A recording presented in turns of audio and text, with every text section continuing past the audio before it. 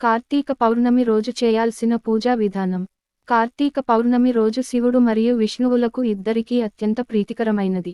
ఈ రోజున చేసే పూజలు కోటి రెట్లు అధిక ఫలాన్ని ఇస్తాయని నమ్ముతారు. 1. ఉదయపు ఆచారాలు. పవిత్ర స్నానం.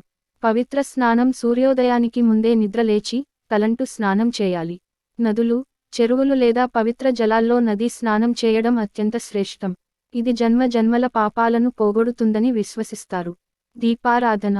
ఇంటి పూజ గదిలో లేదా తులసి కోట వద్ద దీపారాధన చేయాలి. ఉపవాసం. శక్తి ఉన్నవారు రోజంతా ఉపవాసం లేదా పాక్షిక ఉపవాసం అంటే పాలు, పండ్లు పాటించడం మంచిది. 2.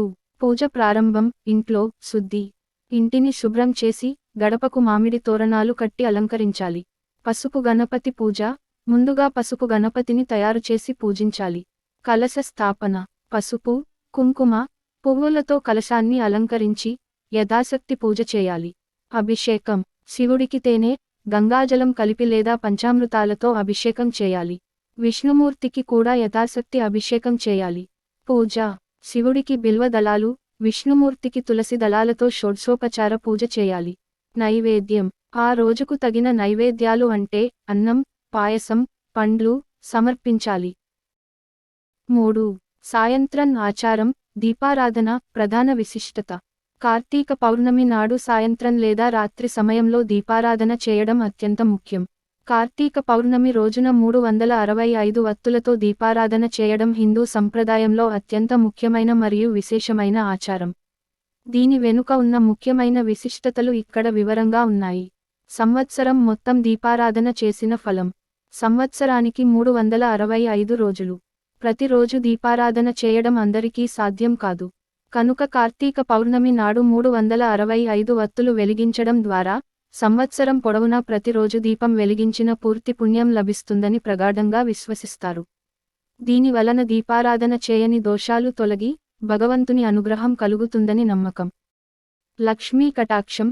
జ్ఞానప్రాప్తి. దీపం సాక్షాత్తు పరబ్రహ్మ స్వరూపం మరియు లక్ష్మీ స్వరూపంగా భావిస్తారు. దీపారాధన మనలోని అజ్ఞానాన్ని పారద్రోలి, జ్ఞాన జ్యోతిని కలిగిస్తుందని, అలాగే లక్ష్మీ కటాక్షం లభిస్తుందని పెద్దలు చెబుతారు.